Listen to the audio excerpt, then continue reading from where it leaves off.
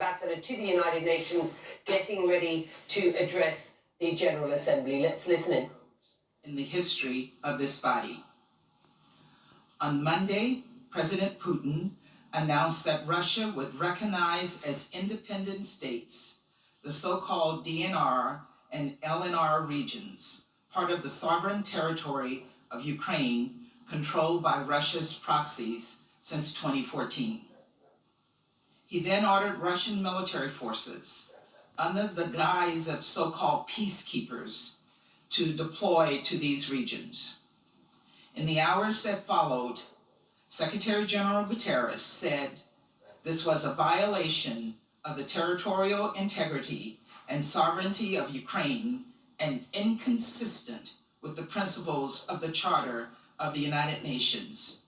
He reaffirmed that to us in his remarks today. In an emergency meeting Monday night, all but one member of the Security Council called for dialogue and diplomacy, which can only happen if Russia abandons its unprovoked further aggression toward Ukraine. Has Russia heeded these calls? No.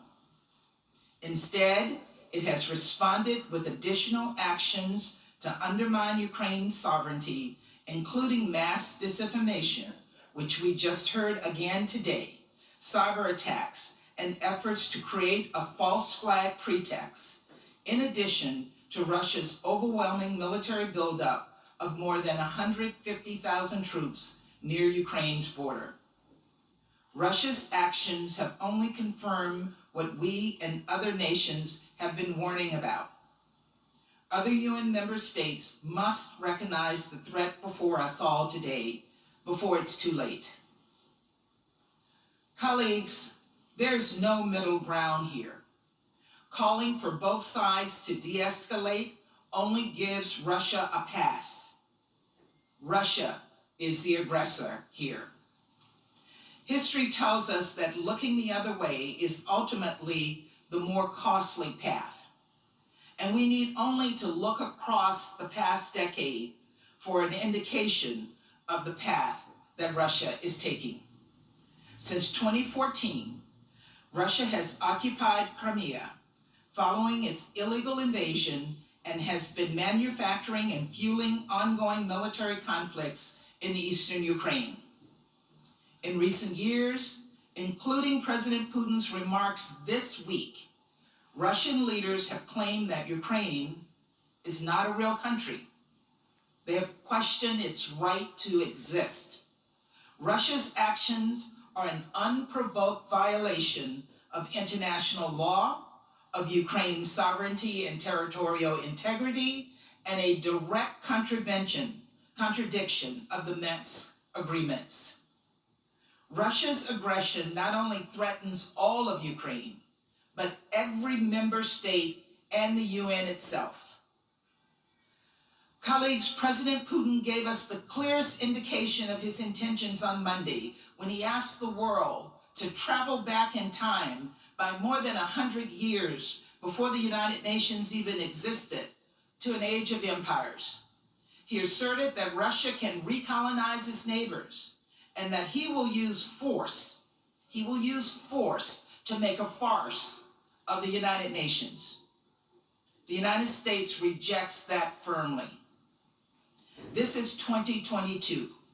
We're not going back to an era of empires and colonies or to the USSR or the Soviet Union. We have moved forward, and we must ensure, as the permanent representative from Kenya said in the Security Council on Monday night, that the embers of dead empires do not ignite new forms of oppression and violence. Unfortunately, the fake reality Russia wants to create is already having real consequences for the people of Ukraine and for the world. To date, Russia's war in eastern Ukraine has already killed more than 14,000 people, nearly 3 million Ukrainians, half of whom are elderly people and children, need food, shelter, and other life-saving assistance. And of course, ordinary Russians should be asking how many Russian lives Putin is willing to sacrifice to feed his ambitions. If Russia continues down this path, it could, according to our estimates, create a new refugee crisis, one of the largest facing the world today, with as many as 5 million more people displaced by Russia's war of choice and putting pressure on Ukraine's neighbors. And because Ukraine is one of the world's largest wheat suppliers, especially for the developing world, Russia's actions could cause a spike in food prices and lead to even more desperate hunger in places like Libya, Yemen, and Lebanon. The tidal wave of suffering this war will cause are unthinkable. And then there's the broader threat that Russia's actions upend our international system, make a mockery of the UN Charter, and call into question our most fundamental principles of sovereignty, diplomacy, and territorial integrity. Unfortunately, despite these terrible, world-altering outcomes, Russia appears determined to proceed. Together with our partners and allies, President Biden has taken decisive action to make the cost of Russia's actions crystal clear. But as much as we all want Russia to de-escalate and choose the path of peace, that is not our choice to make. This is President Putin's war of choice. If he chooses to escalate further, Russia and Russia alone will bear full responsibility for what is to come. What we can do together today is make clear that Russia will pay an even steeper price if it continues this aggression. That responsible countries do not bully their neighbors into submission. That former empires cannot lay claim to sovereign and independent nations. The very first line of the UN Charter states, "We are uniting together," quote, "determined to save succeeding generations from the scourge of war." This, right here, right now, is a moment. It is a moment when we can save this generation and the next from that terrible fate. Colleagues, now is not the time to sit on the sidelines. Now is the time to get off of the sidelines.